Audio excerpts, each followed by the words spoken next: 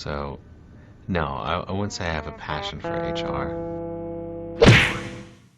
Welcome back to Human Resources for the People. It's a human capital revolution. There's a large strike coming to Indonesia, and we've got to talk about it. First, let's set the scene. Indonesia is a diverse and expansive archipelagic nation located in Southeast Asia, comprising thousands of islands scattered across the equator. As the fourth most populous country in the world, Indonesia is a home to a rich tapestry of cultures, ethnicities, and languages. Jakarta, the capital, is a bustling metropolis on the island of Java. The country's landscapes range from dense tropical rainforests to pristine beaches in volcanic mountains. Indonesia has a mixed economy with agriculture, manufacturing, and service sectors playing significant roles. Its cultural heritage is influenced by Hindu-Buddhist traditions as seen in historical sites like Borobudur alongside a strong Islamic influence. Indonesia faces challenges such as environmental issues, economic disparities, and the need for sustainable development. Despite these challenges, the country's natural beauty, vibrant cultures, and warm hospitality contribute to its unique dynamic character. So, real quick, let's talk about the minimum wage in Indonesia and how it works. It's determined through a tripartite system involving representatives from the government, employers, and labor unions. The process typically involves discussions and negotiations at the provincial and district levels.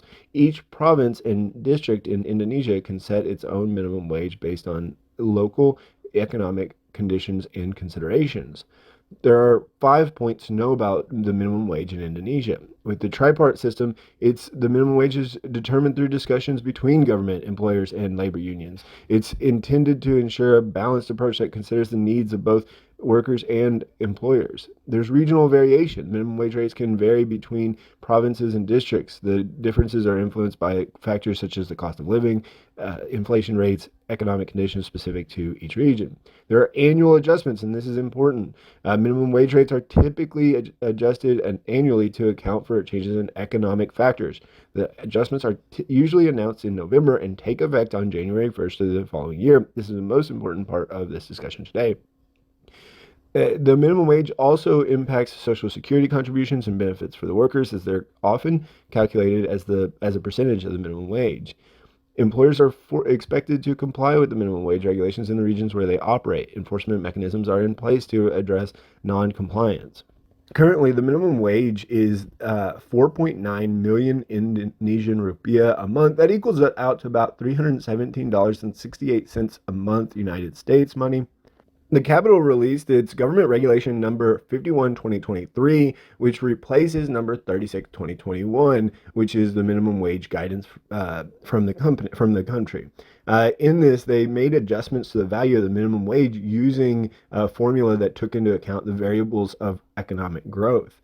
And when they did it, they used a certain index value of 0.10 to 0.30 for the economic growth. And ultimately, the labor unions aren't happy with it. Said Iqbal from the Confederation of Indonesian Trade Unions, who's the president there, said that's unjust and that it should be increasing the minimum wage by 15% to 5.63 million Indonesian rupiah, which would be equal to about $365.33 a month. The government employees are getting an 8% to 12% increase, but the employees are not seeing that at the base level. The minimum wage is not seeing it. Said is saying that he believes that increasing living wages will have a positive impact on not only on the workers, but also on society and the economy as a whole. But in order to fight this injustice, about 5 million workers are going to stop production and 100,000 companies will start operating. Workers in transportation and port sectors were also involved in this. This is going to peak out in November, late November, from November 30th to December 12th. And, Saeed's calling it action and is a serious step in the efforts to fight for workers' demands. And again, he's looking for 15%. Ultimately, I can understand the prices of everything have gone up. Will this improve the quality of life of workers and their families? I'm not sure. I imagine that businesses will simply pass on the costs as they have in the United States on to the consumer, thus making the increases untenable, unimpactful. But you never know. Perhaps Indonesia is different than the rest of the United States. How might this affect you as a person in the United States? Well, exports from Indonesia include palm oil, which is big, processed crustaceans that you can see here, crustaceans. So your shrimp scampi might be a little bit delayed. You might also be missing some crab or lobster. Although I imagine it's mostly, I imagine it's mostly shrimp and prawn. They also export quite a bit of rubber and plywood, so the cost of these things may increase, and so that is important to understand What for do you think you as about an today's American video? consumer, and Please also to comment understand the down dynamics below. of labor in Like, another share, and country. Let me know what subscribe. you It think really in the helps comments down out. below. And I'll Like, see you share, on and the next subscribe, and one. we'll see you on the Bye, next video. Bye, guys. guys.